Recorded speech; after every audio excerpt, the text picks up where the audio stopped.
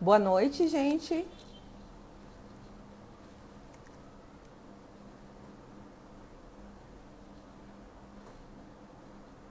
A Adriana entrou.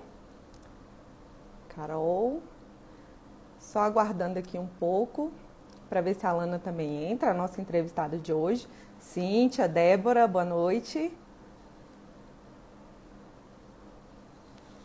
Só aguardar um pouquinho, esperando a Alana.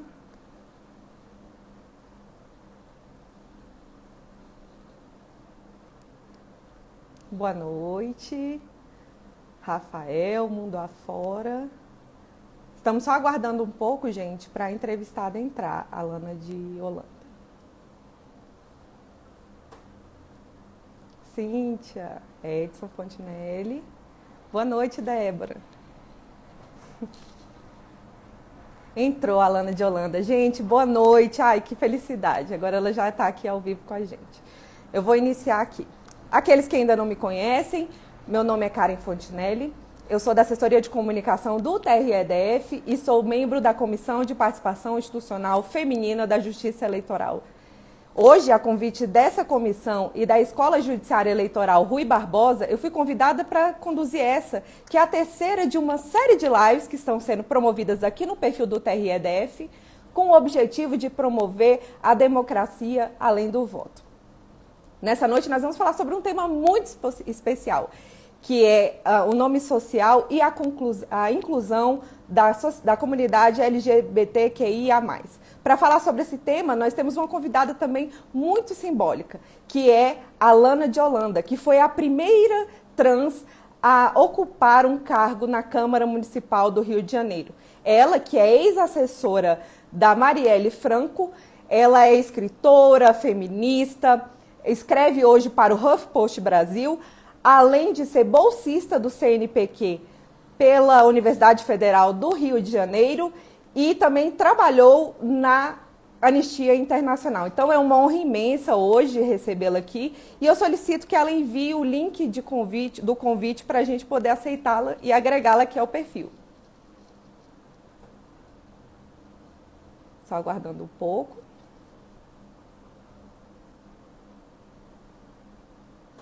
Deixa eu ver se eu consigo mexer aqui. Pronto.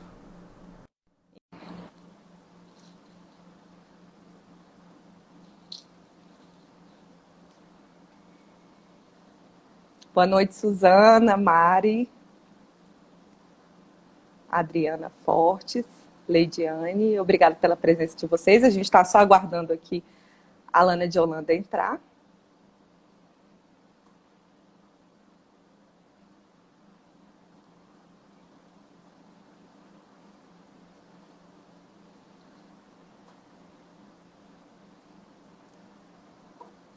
Lana, eu também te enviei um convite.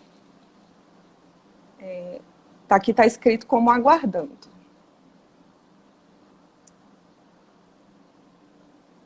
Boa noite, Mari. Lana, peraí, não apareceu aqui para mim o convite. Peraí, eu vou cancelar então a solicitação que tem aqui. Deixa eu ver aqui. Isso aí. Por que não está aceitando? Tá certo. A Lana disse que vai sair, vai voltar e mandar novamente o convite.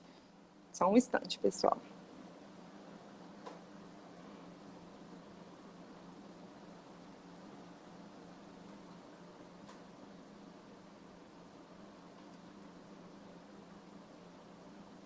Visualizar. Pronto, acho que agora... Boa noite, Lúcia. Recebi. Lana, recebi. Conectado. Ai, que ótimo. Boa noite, Lana, tudo bem? Boa noite, tudo bem? E você, Karen? Tudo ótimo, é uma honra imensa recebê-la aqui hoje para falar desse tema tão importante, né? Queria te dar o espaço primeiro para cumprimentar a sua audiência e conversar um pouco com a nossa também. Eu que agradeço o convite. É uma honra, um privilégio estar aqui conversando com você, com todo mundo do TRE, e espero poder contribuir um pouquinho para a agenda de vocês. Ai, com certeza vai contribuir bastante, Lana. E vamos falar de um assunto muito importante, né? Que é a questão do nome social. Algumas pessoas ainda não sabem, mas é possível você inserir o seu nome social no título de eleitor, inclusive. A Alana de Holanda foi a primeira a inserir o nome social dela no crachá funcional. Lana, eu queria que você falasse um pouco da importância, né, do nome social e o valor simbólico que ele tem. O nome social é muito importante e normalmente as pessoas ou que não são trans ou que não têm tanto contato com a pauta trans têm uma certa dificuldade de entender. As pessoas falam assim, como assim eu vou tratar uma pessoa pelo nome que não é o nome dela correto? Mas assim, a Xuxa, o Pelé, tem várias pessoas que a gente chama elas por nomes e que não são o nome, realmente o nome de registro. O nome social é aquele nome que faz a pessoa trans estar em melhor conformidade com a aparência dela, em como ela se coloca com o mundo, em como ela é de verdade, né? Então, o nome social é muito importante, porque vamos supor que uma mulher trans, que se coloca enquanto uma mulher, se entende enquanto mulher, se apresenta assim para a sociedade como um todo, está lá na fila do banco e aí alguém chama ela de João, de Ricardo. É uma extrema violência. Por mais que a pessoa olhe e identifique, às vezes, aquela mulher trans enquanto realmente uma mulher trans, já se sabe, às vezes, que é uma mulher trans por causa da aparência, por causa da voz, por causa de várias características, mas ainda assim, chamar aquela pessoa trans por um nome masculino, que não é o nome em que ela se identifica, com a família, com os amigos, no trabalho, em ambiente nenhum aquela pessoa se identifica com aquele nome que ainda está no documento dela, às vezes. E chamar essa pessoa em algum espaço, muitas vezes é uma grande violência para essa pessoa, né? Então, o nome social ele vem para que essa pessoa trans ela tenha uma melhor aceitação, uma melhor circulação pela sociedade, para que ela consiga ir no banco, ir no médico, consiga realmente viver na plenitude de como ela é de verdade. Sim, isso foi muito bom você falar, né? A comparação que você fez foi excelente. E o nosso nome, né, é a nossa porta de entrada para o mundo, né? Então, você ter essa possibilidade de utilizar, isso é um direito, né? Mais que uma possibilidade, esse direito de utilizar um nome social assim, muito importante. Então, a gente convida as pessoas que ainda não utilizam o nome social a poderem fazer essa retificação no título de eleitor. Agora, vamos para a segunda pergunta, né? O preconceito, a violência verbal ou física, a dificuldade ao acesso à educação e depois as barreiras, né, que são impostas no mercado de trabalho. Essas são algumas das questões que, infelizmente, ainda fazem parte da realidade dos trans e travestis do Brasil e do mundo, né, na verdade. Segundo a Associação Nacional de Travestis e Transsexuais do Brasil, 90, a violência o Brasil ainda é o país que ainda mais assassina trans e travestis no mundo, né? E esse número não mudou nem com a pandemia. Só para vocês terem uma ideia, apenas nos 2 primeiros meses do ano houve um acréscimo de 90% no número de assassinatos em relação ao mesmo período em 2019. E, infelizmente, é uma realidade que ainda faz parte do nosso país, né, Lana? Você, enquanto assessora de comunicação no Legislativo, né, e que diariamente está em contato com a propositura de projetos de leis, além do seu trabalho enquanto militante, o que você acha que pode ser feito para mudar esse quadro tão triste do nosso país? É um desafio muito grande que a gente tem. É uma questão, inclusive, cultural, né? A nossa população é uma população muito empobrecida, precarizada. A gente possui uma desigualdade social muito grande. A gente sabe o acesso à educação e à cultura essa mais formal. A gente sabe o quanto isso é ainda muito elitizado no Brasil e grande parte da população não tem acesso a essas coisas. Então, quando a gente fala de pessoas trans, muitas pessoas, a imensa maioria da população, ainda não tem noção de como nós somos. As pessoas acham que a gente é uma fantasia, que a gente é um fetiche, que a gente é um folclore. Existe muita dificuldade ainda de entender que pessoas trans são seres humanos completos, que precisam trabalhar, precisam sobreviver, precisam pagar suas contas, precisam construir família para poder viver da melhor forma possível, assim como qualquer pessoa na sociedade.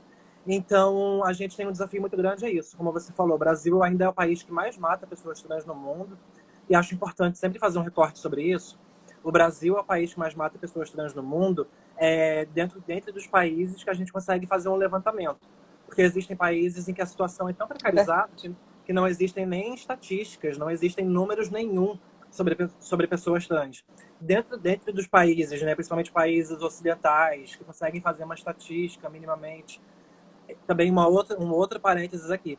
O Estado brasileiro não tem nenhum órgão oficial que faça um levantamento sobre pessoas trans, sobre violência que acomete pessoas trans.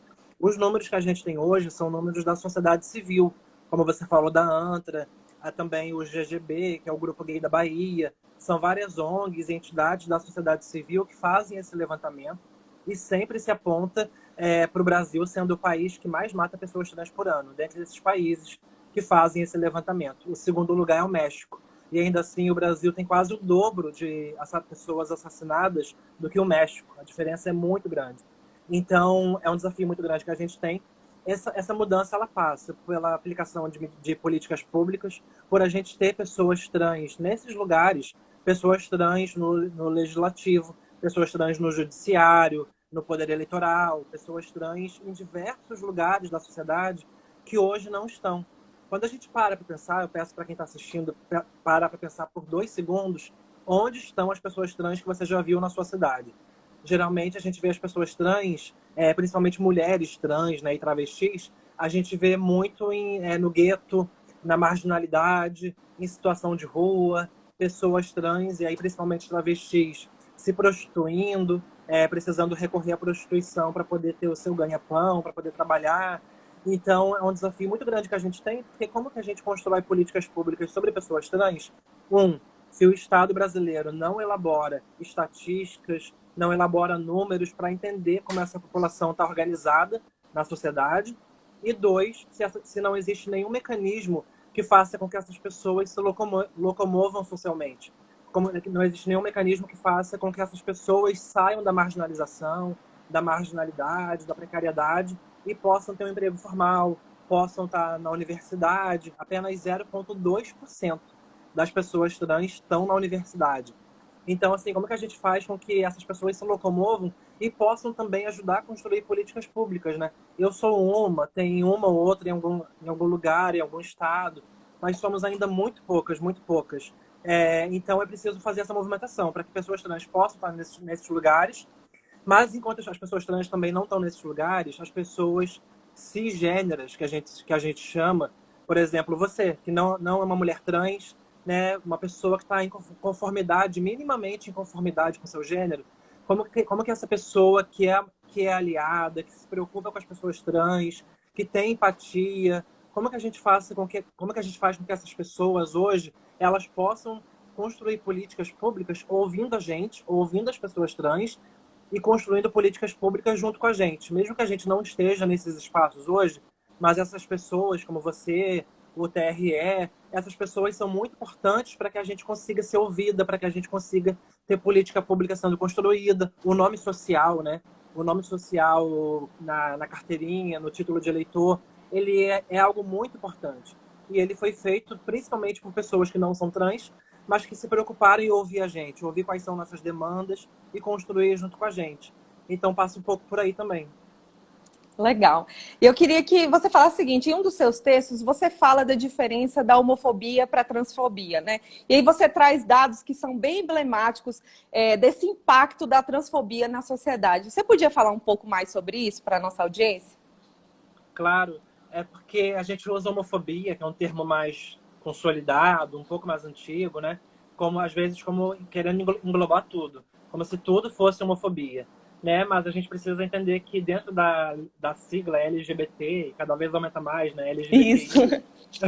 Dentro dessa QIA sigla, mais agora já, né? QIA mais. Dentro dessa sigla, as diferenças são muito grandes. Então, assim, a diferença é muito grande entre um homem gay, né, cisgênero, né, como eu falei, esse homem que é realmente um homem, e mesmo um homem sendo gay, ele continua sendo homem, né? É importante a gente falar isso.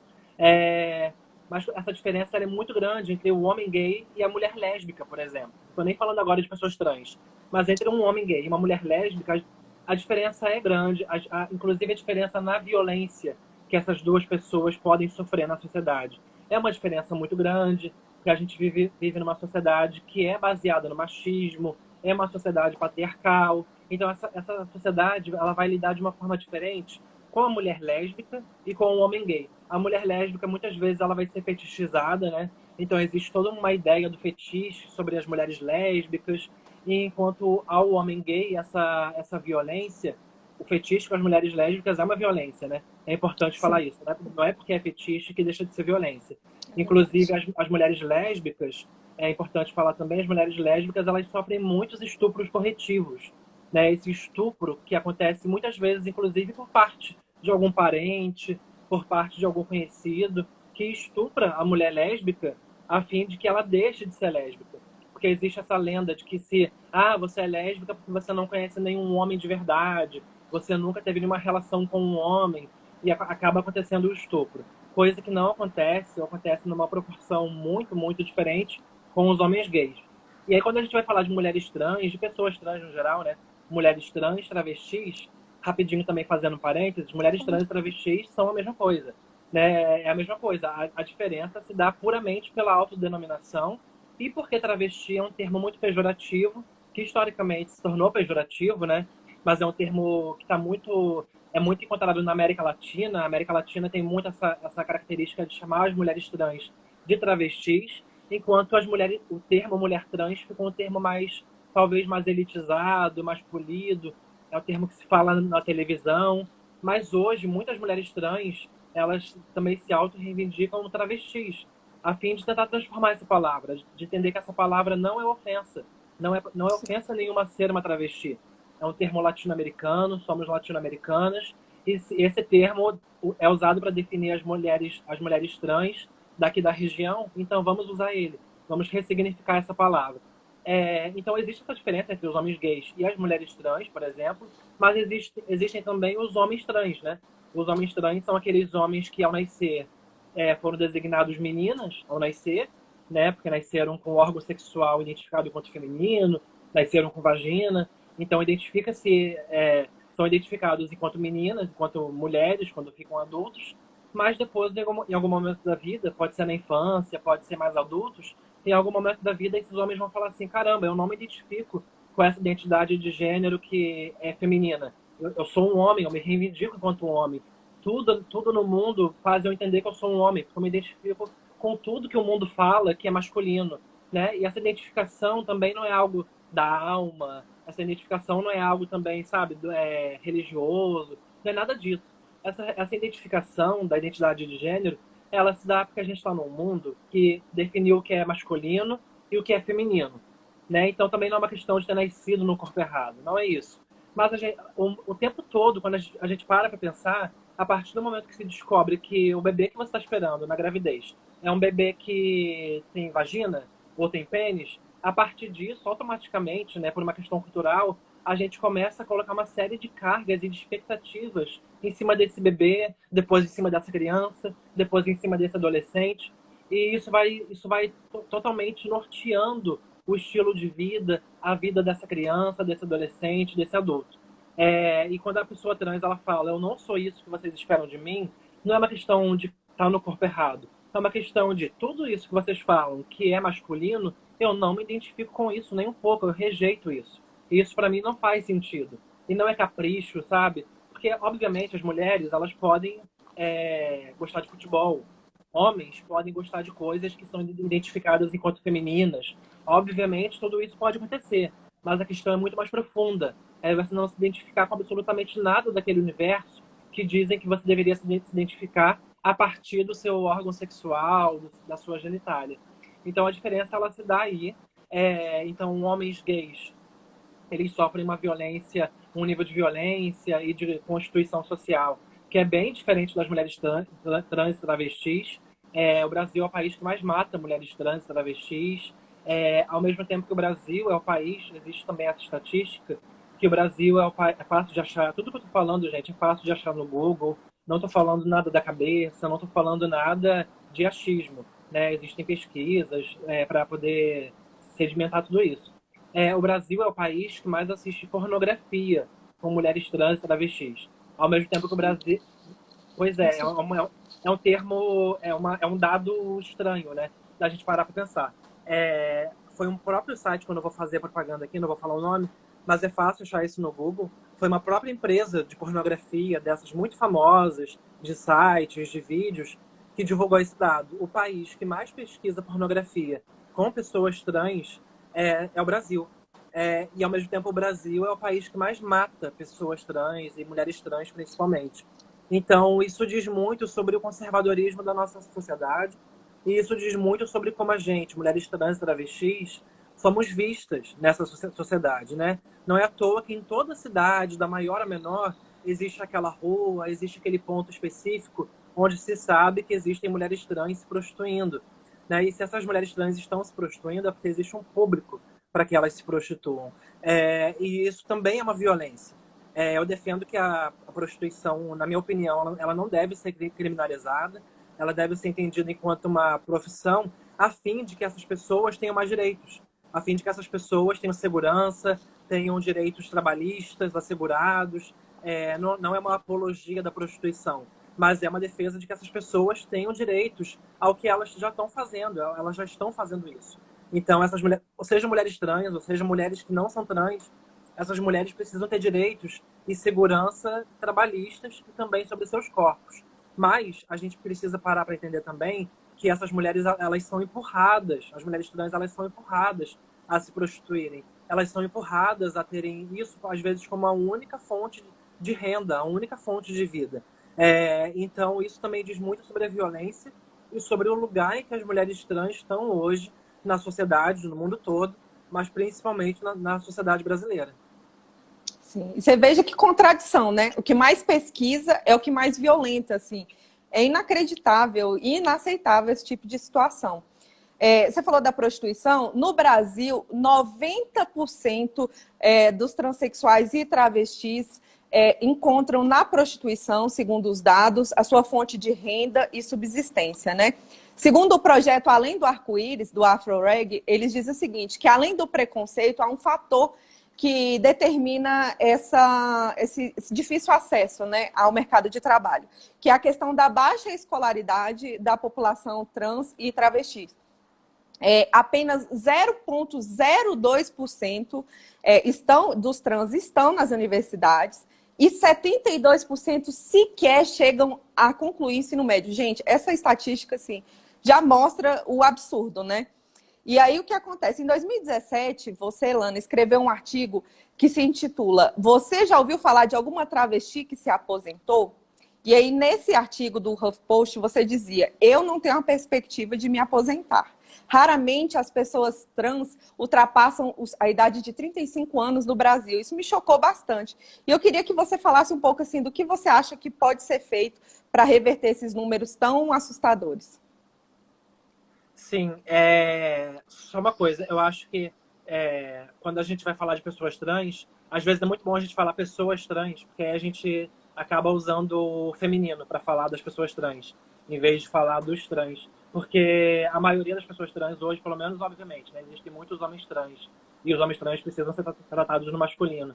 Mas muitas pessoas trans, a maior parte que se tem notícia, que se tem dados, são mulheres trans e travestis, né? Mas, só para contextualizar também, esse artigo que você falou, eu escrevi por ocasião dos debates da reforma da Previdência. E naquela época estava todo mundo falando sobre não conseguir mais se aposentar, essa coisa toda.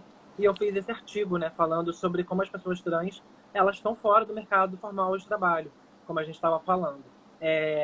A maioria das pessoas trans passaram ou vão passar pela prostituição alguma vez na vida. E esse é um dado muito triste imaginar que alguém precisa se prostituir para poder sobreviver. Uma coisa é isso ser feito por opção, outra coisa é isso ser feito de forma compulsória, né? Quando a pessoa é empurrada para essa situação, é empurrada para essa realidade. E a gente precisa, por exemplo, algo que já tem sido feito, que tem sido defendido por algumas pessoas, inclusive alguns parlamentares, mas é um debate muito inicial ainda, é sobre a possibilidade da gente pensar em cotas, não sei se cota é a melhor palavra, mas em pensar em especificações para pessoas trans no mercado formal de trabalho. Então, por exemplo, a empresa que contratar pessoas trans, o número X de pessoas trans, de acordo com o tamanho da empresa também, talvez receba algum selo de qualidade, ou receba algum selo de apoio à diversidade na sua cidade, no seu estado. Acho que essa seria uma iniciativa bacana, sem falar, obviamente, como pensar também em ter mais pessoas trans, também através dos concursos públicos, através das empresas públicas, das estatais, do serviço público também. Porque senão, se a gente não começar a fazer, não começar a tomar essas medidas, a gente nunca vai conseguir mudar a realidade. Né? Você mesma falou que 0,02% das pessoas trans estão hoje no ensino superior. Então, assim, como que a gente pode pensar em ter uma pessoa trans num serviço público, num cargo público, que o salário inicial seja 10 mil, 15 mil, num cargo público de altíssima qualidade, se a gente não implementar medidas públicas para que essas pessoas trans sejam inseridas, sejam absorvidas através de algum tipo de incentivo, através de algum tipo de legislação que incentive essa prática. Isso nem é tão surreal. Nos países, Nova Zelândia, Canadá, a própria Argentina agora, no mês passado, inclusive, já possuem essas... Né, Nova Zelândia, Canadá, Argentina, são países com ideologias muito diferentes, com governos muito diferentes, que mostra que a luta contra a transfobia e a luta pela inserção das pessoas trans, ela não precisa e não pode estar presa a um espectro apenas político-social. Ela precisa perpassar toda a sociedade, assim como a luta contra o machismo, assim como a luta antirracista. Essas lutas elas precisam passar todos os segmentos, independente da crença, independente da visão de mundo das pessoas. A gente precisa o tempo todo pensar em como construir sociedades que sejam menos desiguais, sociedades que sejam mais justas, mais igualitárias, sociedades que pensem no mundo em que a maior parte possível da população esteja inserida e ainda assim aquelas que não estão inseridas, elas tenham chances reais de poderem se inserir. Porque hoje as pessoas trans, elas não estão inseridas e não têm chances reais de se inserir. Né? Eu estou falando aqui com você, mas eu sou uma opção, eu sou uma exceção. Eu sou uma exceção à regra. Eu sou aquela exceção que acaba confirmando a regra, né? A maioria das pessoas trans, das mulheres trans principalmente, não estão nesses lugares e não são ouvidas, não possuem ensino superior, não estão na universidade, ainda estão num lugar de muita marginalização. E isso se acentua muito quando a gente está falando de pessoas trans que são pessoas negras também, porque aí entra a questão racial, né? Então é mais uma opressão que se agrega àquele corpo dessa pessoa trans. Então é algo muito complicado da gente pensar no futuro próximo, como a gente tem pessoas trans inseridas nesses lugares, cada vez mais ouvidas. Somos uma parcela realmente pequena da população, é importante falar isso também, né? Então, assim, pessoas trans se inserindo no serviço público vai roubar nossas vagas, pessoas trans na universidade pública vai roubar nossas vagas. Nós somos poucas pessoas hoje no Brasil que se identificam enquanto pessoas trans, né? Então é meio que surreal pensar que a gente estaria roubando talvez a vaga de alguém. Mas é a gente pensar assim, como que a gente pode fazer para a gente fortalecer um segmento da população que hoje, como você também falou, a expectativa de vida é de 35 anos de idade. A expectativa de vida da população trans hoje no Brasil é de 75 anos de idade, enquanto da população no geral, que não é trans, a população cisgênera, é hoje em torno de 72 anos de idade, ou seja, o dobro.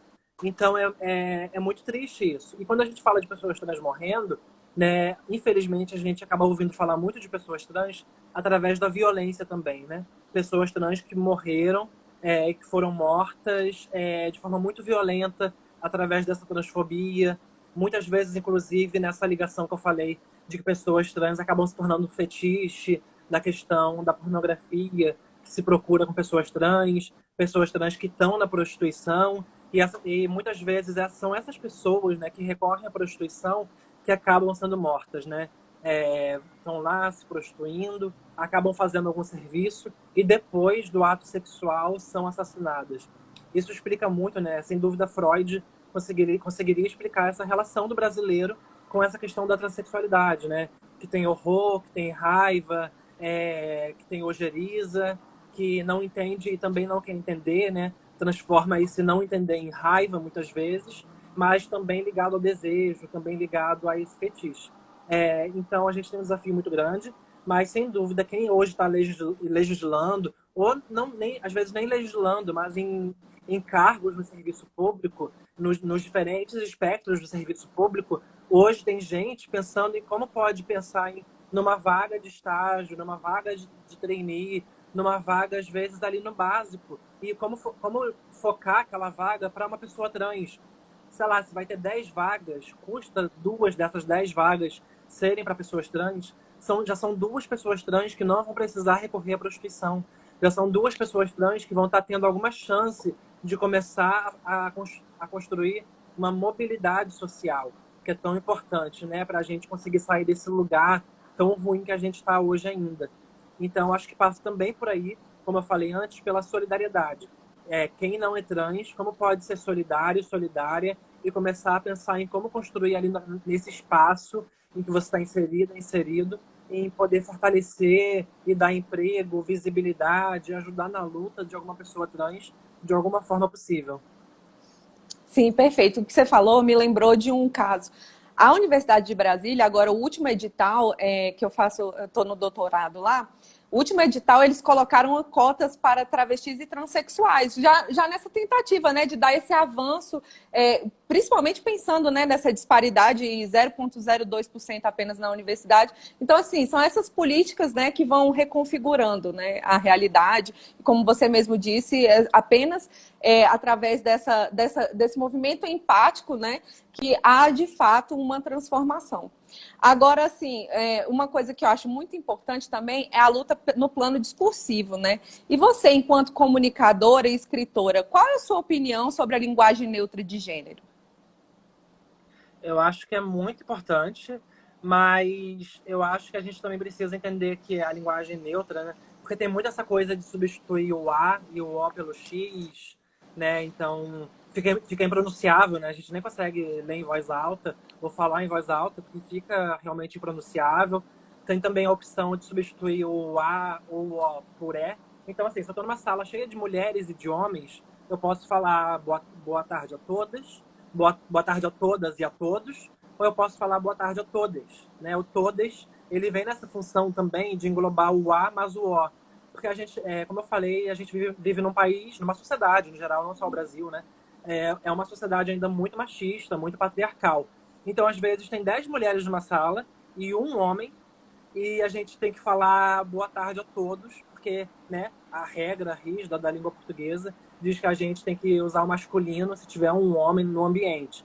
O que parece um absurdo, né? Se tem várias mulheres na sala, por que a gente não pode usar o feminino, principalmente? Mas, caso não queira usar o feminino, pode usar também o é. E nessa questão da linguagem neutra, a nossa língua ela já tem várias opções para a gente poder fazer uma linguagem neutra sem precisar recorrer ao todas, a essa opção que às vezes soa estranho, soa um pouco incômodo, né, quando a gente não está acostumado. Mas, por exemplo, a gente pode falar oi galera, oi pessoas, oi gente. Então, assim, tem uma série de opções na nossa língua, se a gente parar para pensar. No YouTube tem várias pessoas produzindo conteúdo sobre isso, com dicas muito legais também, de como a gente pode fazer uma linguagem neutra. E linguagem neutra não é sinônimo de... Linguagem neutra não precisa ser sinônimo de uma linguagem que soa estranha, que soa confusa na nossa cabeça. A gente precisa entender que a língua, ela se modifica o tempo todo. O tempo todo. A gente hoje usa palavras como lacração, palavras, né, como deletei, palavras que há 10, 15, 20 anos atrás, no máximo, não estavam no nosso vocabulário, né? São palavras que vão sendo introduzidas no nosso vocabulário conforme a sociedade vai mudando. É a sociedade mudando que vai transformando a língua. Não é a língua que dita a sociedade, né? Pelo contrário, é a sociedade o tempo todo está em transformação por causa das questões de raça, das questões de gênero, por causa da internet, por causa das questões de sexualidade, por causa das novelas, dos filmes. O tempo todo surge algo que faz a gente mudar enquanto seres humanos, e isso faz também a nossa língua mudar. Faz a gente adotar novas palavras, palavras que até então a gente não usava, né? Deletei, vou deletar. É um exemplo muito simples, que a gente usa tanto no dia a dia e que não existia, né? Não era tão usado há pouco tempo atrás. Então, é importante a gente pensar em como ter uma linguagem inclusiva, porque a linguagem inclusiva, quando você está usando uma linguagem inclusiva, naquele ambiente tem uma pessoa que às vezes não está numa norma específica, rígida de gênero, seja uma pessoa trans, um homem, uma mulher trans, uma travesti, uma pessoa não binária, né, que às vezes não se identifica com nada, não consegue se identificar nem como masculino, nem como feminino, é importante a linguagem neutra, inclusiva, para que essa pessoa se sinta inclusa, para que essa pessoa se sinta bem-vinda naquele espaço em que ela está. E também uma coisa, quando a gente está num lugar em que a gente está conhecendo uma pessoa trans, tem aqui uma mulher trans e eu estou reconhecendo que ela é uma mulher trans, ou tem uma pessoa trans e eu não sei se essa pessoa trans é um homem trans, uma mulher trans, porque às vezes está no início da transição, e no início da transição a gente tem dificuldade mesmo, né? De entender se essa pessoa é homem ou mulher. Pergunta, não tem problema nenhum perguntar. Oi, você quer ser tratado como? Você quer que eu te chame como? Você quer que eu me refira a você no masculino ou no feminino? Perguntar é sempre o melhor remédio. Perguntar não faz ninguém morrer. Perguntar não ofende ninguém. Pelo contrário, perguntar mostra que você está preocupado, preocupada com aquela pessoa. Mostra que você está querendo minimamente fazer com que aquela pessoa se sinta bem-vinda, se sinta inclusa naquele ambiente que você está. Então, assim, na dúvida, pergunta. Oi, você quer que eu te chame como? Você prefere que eu te trate como? No masculino ou no feminino? Pode ter alguém que fica ofendido com a pergunta? Pode ter, gente. Mas, no geral, não é a regra. Assim, no geral, a pessoa trans vai preferir que você pergunte do que você automaticamente já interpretar alguma coisa e começar a tratar de algum jeito e aí sim acabar ofendendo aquela pessoa, porque aquela pessoa vai achar que você é insensível, vai achar que você não está sendo minimamente cuidadosa com ela. E é isso, a gente não quer flores, não quer champanhe, não quer nenhum tratamento especial. A gente só quer ser tratada e tratado como todo mundo é tratado e tratado de acordo com o nosso gênero. E é isso, não precisa de tratamento especial nenhum. É só respeitar a gente de acordo com o nosso gênero, assim como a gente respeita qualquer ser humano desde quando a gente nasce e aprende a conviver em sociedade. Sim, de Sandy, antes de tudo, a gente agradece aqui, vai ficar salvo sim a live, já avisando. Você trouxe questões muito importantes, sabe, Lana? A questão, primeiro, que você fala da língua, né? Eu lembro que no início da faculdade, eu estava estudando um pouco de linguística, né? E aí dizia o seguinte, o Marcos Banho, ele dizia que a língua é um eterno igapó, né? Ela se transforma, ela pode ter novos usos. Ele tem um livro muito bom chamado Preconceito Linguístico, que ele fala isso, que muitas vezes, diante das regras, as pessoas se ofendem e acham que é uma mutação assim, que vai fazer vai causar um estrago, mas que, na verdade, a língua, como as constituições, as leis, elas também têm que fluir junto com a sociedade, né? Que é a teoria geral dele, assim. Mas eu achei interessante também você falar da questão das palavras que já existem, né, na língua e podem ser utilizadas sem uma transformação, por exemplo, de pronomes. Isso tem sido bem debatido, como você disse, pelos principais profissionais. Na semana passada, a Camila, que é uma professora de português e que ela que sempre faz postagens nesse sentido, ela falou, né, que uma das críticas que estão sendo feitas é porque a partir disso, por exemplo, deficientes visuais, quando eles têm que reaprender o idioma, isso pode ser um novo percurso, né? Então, assim, todas essas questões, e realmente existem palavras que são inclusivas também na nossa língua, então a gente sempre tem que preponderar. A Caroline Fontinelli fez uma pergunta aqui, que é a questão do se o todas com arroba faria parte dessa alteração. Pelo que eu entendi, Lana, você me corrija se eu estiver errado. Mas, na verdade, acho que era quando você falou o ele, né? Seria trocado por ELS ou ELO, pelo que eu entendi. E aí, em questões de, por exemplo, bonito, seria bonite com E. Esse arroba, eu acho que foi um movimento prévio, né, da sociedade, principalmente da academia, que tinha tinha como objetivo dar esse primeiro passo, mas não era necessariamente uma mudança linguística. E o que está sendo feito agora é uma proposição de uma mudança na própria língua, não é isso, Lana? É isso. O arroba, eu acho que ele foi usado no começo muito porque o arroba realmente parece um A e um O junto, né? Mas, então parece ele que está englobando os dois gêneros. Mas o arroba, ele não é inclusivo. Quando a gente vai falar nossos, nossas, e substitui pelo arroba, a gente não consegue pronunciar essa palavra, né? Igual quando a gente põe o X, né? E aí fica nox, é impronunciável. E tem a questão também das pessoas que possuem algum tipo de deficiência visual, que usam aparelhos e aplicativos no celular para poderem ler a tela, né? Então, assim, quando a gente usa o X, usa o arroba, não fica inclusivo para quem tem algum tipo de deficiência visual. E aí também não adianta a gente querer ser inclusivo por um lado e não ser inclusivo pelo outro. Então, eu sempre faço essa defesa de que a gente busque palavras que podem, às vezes, muitas vezes, palavras, como eu já falei, que já estão dadas, já estão colocadas na nossa sociedade e que já cumprem essa função. Inclusive, uma dica para quem está assistindo e se preocupa muito com esse debate, existe um vídeo específico da Rita Von Hunt. A Rita Von Hunt, que é uma drag, que é uma professora universitária de sociologia, possui um canal, acho que com quase 500 mil de pessoas no YouTube, é uma coisa incrível. E a Rita Von Hunt, ela tem um vídeo no YouTube dela que é sobre linguagem neutra. O vídeo é uma aula incrível, incrível. E aí ela fala sobre também essas palavras que podem, às vezes, ser substituídas e palavras que já existem no nosso vocabulário. A gente não precisa também ficar quebrando tanta cabeça. Mas, no caso a gente queira substituir, usa a palavra e, né? Usa o usa o todas, usa o nossos, usa realmente o porque aí a gente consegue pelo menos pronunciar. Pode soar um pouco estranho no começo, mas é aquilo também, né? Tudo é costume, né? Se muita gente começar a falar assim, daqui a 2 anos todo mundo vai estar super acostumado a falar assim.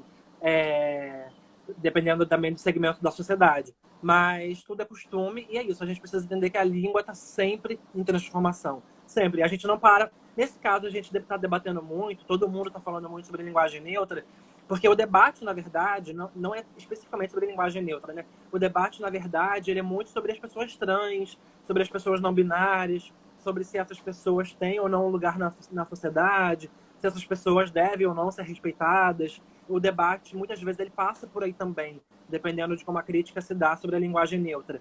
Porque a transformação na nossa linguagem, ela se dá cotidianamente o tempo todo e a gente nem percebe. A gente começa a usar as palavras novas e a gente só percebe depois, assim, nossa, essa palavra eu nem usava antes, assim, sabe? Eu shippei aquele casal, eu tô shippando aquele casal, sabe? Assim, são coisas que a gente nem usava e que a gente começa a usar de uma forma muito natural. Mas o debate sobre linguagem neutra, ele é um debate também, né, sobre essas pessoas que não estão, talvez, estão de acordo com uma regra instituída sobre o que é feminino, o que é masculino, e aí por isso que gera esse debate acalorado todo também. Sim. E o Alberto falou aqui, né, que o alemão já tem o pronome neutro, né? Acho que nós temos muito a aprender com a Alemanha, né? E tanto as questões de redução de violência, enfim, ele tem razão. E ele colocou aqui também o nome do canal, né? Chama Tempero Drag. É isso mesmo, Lana, o nome do canal da Rita no YouTube? Isso, e é o vídeo sobre... Todos os vídeos dela valem a pena, na minha opinião. Eu adoro a Rita, uma amiga querida, mas o vídeo é sobre linguagem neutra. Ótimo, legal. Ele mandou até o link aqui para as pessoas. Então, gente, é o seguinte, Lana, também tem uma última pergunta. Em 2016, foi publicado um artigo seu no HuffPost também, que é como é ser uma pessoa soropositiva em um mundo preconceituoso, né? Nesse texto você falou do quão difícil foi para você receber o diagnóstico, falar isso, para comunicar isso às pessoas, né? E que você chegou até a deixar, isso me chocou muito, assim, de se relacionar com algumas pessoas para não falar sobre a sua condição soropositiva. Eu queria que você falasse um pouco assim sobre isso, porque infelizmente é um preconceito que ainda subsiste na nossa sociedade, né? Sim, existe desde os anos 80 lá, né, quando começou essa disseminação do HIV, e existe ainda, como sempre, né, os preconceitos eles estão muito ligados à ignorância. Então, as pessoas, elas têm ainda, né, algumas pessoas têm ainda muito preconceito com a questão do HIV. Eu mesmo sabia muito pouco do HIV antes de contrair o vírus. As pessoas acabam achando que o HIV e a AIDS são a mesma coisa. O HIV é o vírus, né? Você contrai o vírus, você não contrai a doença, você contrai o vírus e caso você não cuide, esse vírus ele pode se tornar uma doença. Acontecia muito, né? E a doença é a AIDS. Isso acontecia muito nos anos 80, anos 90 ainda, porque não se tinha um remédio realmente que conseguisse controlar essa questão do vírus. Né? Hoje não, hoje a situação é muito diferente, muito. Desde o começo, quando eu fui diagnosticada, eu fui logo encaminhada, eu comecei a tomar remédio com um mês, assim que eu descobri, eu comecei a tomar o remédio, foi rápido, tudo pelo SUS. O Brasil, inclusive, ainda é uma referência no tratamento do HIV no mundo, uma referência mundial, assim. Isso tem caído muito nos últimos anos. nos últimos anos o investimento em tratamento do HIV tem caído muito. A gente hoje, se você reparar, a gente hoje não vê mais propaganda sobre o uso de camisinha na televisão. Antes tinha bastante. Na época do carnaval era algo que sempre tinha na televisão. Agora a gente vê, às vezes, dependendo da cidade, a gente vê naqueles outdoors. Mas não, antes passava na televisão, passava inclusive falando sobre pessoas LGBTs, sobre garotas de programa, prostitutas. Eram propagandas muito inclusivas para falar dessa questão, mostrando donos de casa, mostrando que o HIV qualquer pessoa pode pegar o HIV. O vírus não escolhe em qual corpo ele vai entrar, né? É totalmente surreal a gente pensar isso. Mas hoje a gente não tem mais essas propagandas. Inclusive, existem várias ameaças de que a questão da medicação possa ser abalada, de que o dinheiro para a medicação do HIV possa ser abalado, o que é um absurdo, né? É como tirar o remédio de uma pessoa que tem diabetes, né? O HIV, ele não é uma doença, né? Ele é um vírus, mas ele é uma condição crônica, né? Ele é uma condição crônica que você leva para o resto da vida. A partir do momento que você começa a tomar o remédio, ele fica super sob controle. Comigo foi uma coisa super automática, assim, eu comecei a tomar remédio num mês. No mês seguinte eu fiz os exames. Ele estava super controlado. Até hoje ele tá. Eu tenho uma vida praticamente normal, tirando a consulta que eu preciso fazer cotidianamente, de 6 em 6 meses. Eu faço a consulta no SUS e todo dia eu preciso tomar lá o remedinho, um comprimido e tal. Mas existe muito preconceito e muita ignorância ainda sobre o vírus, por isso que eu estou fazendo esse apanhado todo, porque a gente precisa combater toda essa ignorância, né? Esse negacionismo, essa ignorância que assola a nossa sociedade, porque isso acaba levando mais pessoas à morte, né? Isso faz as pessoas não se cuidarem, isso faz as pessoas, principalmente essa geração hoje, que é mais jovem, que tem 15, 16 anos, é uma geração que não viu as mazelas do HIV. Eu também não vi, né? Mas eu cheguei a pegar, lembrar da minha infância, que na minha infância se falava do Cazuza, se falava do Renato Russo. Então a gente meio que tem essa memória, né, do que se falava. Mas a geração de hoje nem isso tem. E a geração de hoje é uma geração que cresce sem propaganda, falando sobre preservativo, sobre camisinha. Propagandas também que não sejam moralistas, né? Não é falar não transe, mas é porque a juventude, a adolescência, a gente sabe que os hormônios, é uma questão natural, né? Os hormônios estão em ebulição.